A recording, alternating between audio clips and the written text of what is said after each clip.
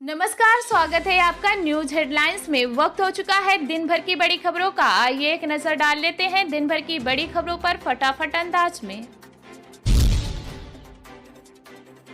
छत्तीसगढ़ में एक बार फिर हुआ भारतीय जनता पार्टी का सूपड़ा साहब। छत्तीसगढ़ के अंदर एक बार फिर लहराया कांग्रेस पार्टी का झंडा। छत्तीसगढ़ के अंदर चला राहुल गांधी का जादू। नगर निगम चुनाव में कांग्रेस पार्टी को मिला प्रचंड बहुमत।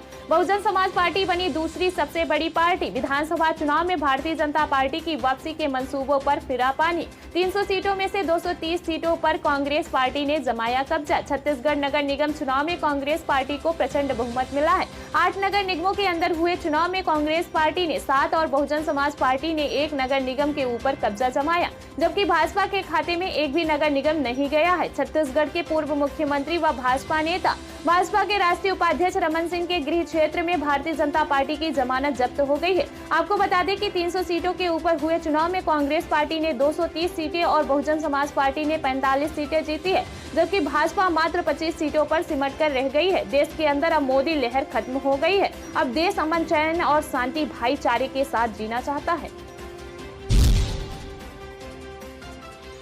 प्रधानमंत्री नरेंद्र मोदी ने सोमवार को कहा कि देश में नई पीढ़ी की 5G सेवाएं जल्द शुरू होंगी। उन्होंने 75वें स्वतंत्रता दिवस पर लाल किले की प्राचीर से देशवासियों को संबोधित करते हुए नए भारत की चुनौतियों के लिए देश में विनिर्मित प्रौद्योगिकी समाधान पर भी जोर दिया।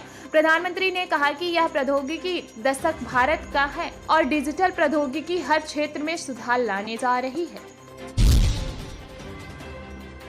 बिहार में नीतीश कुमार द्वारा भाजपा से गठबंधन तोड़ने के बाद राजद के साथ बनाई नई सरकार का आज विस्तार होगा। मंत्रिमंडल विस्तार में कई बड़े और नए नामों की जगह देने की चर्चा है। मंत्रियों के नाम की पूरी लिस्ट भी सामने आ गई है। राजद के अवध बिहारी चौधरी को स्पीकर बनाए जाने की खबर है। जानकारी के अनुसार दोपहर 11:30 बजे मंत्रियों का शपथ ग्रहण समारोह होगा। मंत्रिमंडल विस्तार के लिए राज्यपाल फागू चौहान से समय भी मांग लिया गया है। इससे पहले मुख्यमंत्री नीतीश कुमार और उप मुख्यमंत्री तेजस्वी यादव के बीच सोमवार को नामों को लेकर लंबी चर्चा भी हुई, जिसके बाद महागठबंधन के 3 दलों ने मंत्रियों के नाम तय कर लिए हैं। राजस्थान के जालोर जिलों में स्कूल टीचर की पिटाई से 9 साल के दलित छात्र की मौत के बाद कांग्रेस में खलबली है। सत्ताधारी पार्टी के 12 के अटरू से विधायक पानाचंद मेघवाल ने इस घटना से आहत होकर पार्टी को सीएम गहलोत को अपना इस्तीफा भेज दिया है। देश प्रदेश के सिस्टम को कटघरे में खड़ा करते हुए दलित कांग्रेस विधायक मेघवाल ने यह लिखित इस्तीफा सीएम को भेजा है। उन्होंने अपने पत्र में साफ लिखा है कि भारत देश अपनी आजादी के 75 साल पूरे कर रहा है। देश आजादी के अमृत महोत्सव को पूरे हर्षोल्लास से मना रहा है, लेकिन आजादी के 75 साल बाद भी प्रदेश में दलित और वंचित वर्ग पर लगातार हो रहे अत्याचार हो रहे हैं। पानाचंद ने कहा कि ऐसी घटनाओं से मेरा मन काफी आहत है। मेरा समाज आज जिस प्रकार की यातनाएं झेल रहा है, उसका दर्द शब्दों में बयान नहीं किया जा सकता। नीतीश कैबिनेट का मंगलवार को विस्तार होने जा रहा है और महागठबंधन ने संभावित मंत्रियों के नाम लगभग तय कर लिए हैं।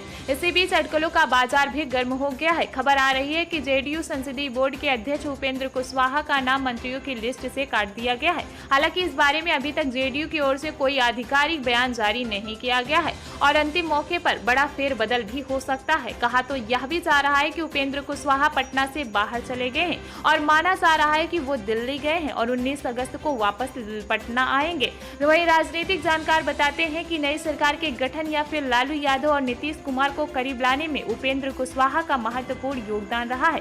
24 घंटे पहले तक यह तय माना जा रहा था कि नई सरकार में जेडीयू कोटे से उपेंद्र कुशवाहा मंत्री बनेंगे। महाराष्ट्र के मुख्यमंत्री एकनाथ शिंदे ने रविवार को राज्य के 20 सदस्यीय मंत्रिमंडल के विभागों का बंटवारा किया। इस दौरान सुधीर मुनगंटीवार को वन, मत्स्य विकास और सांस्कृतिक मामलों के विभाग दिए गए हैं।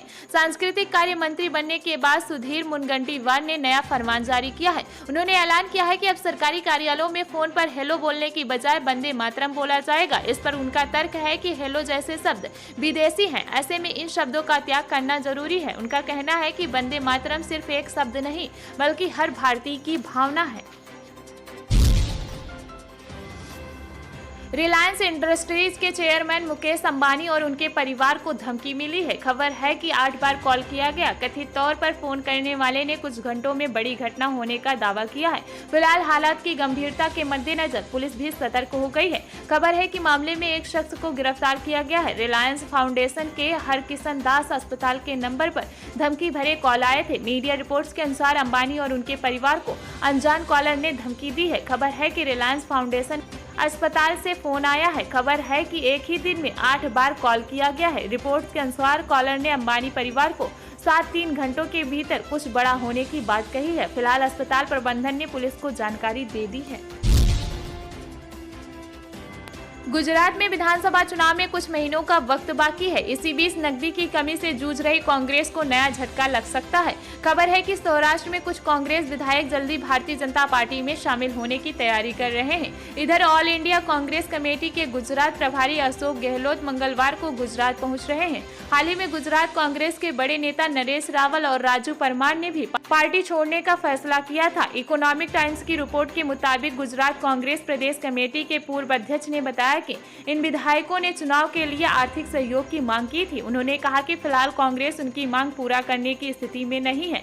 अब वह पार्टी छोड़ने की तैयारी में है।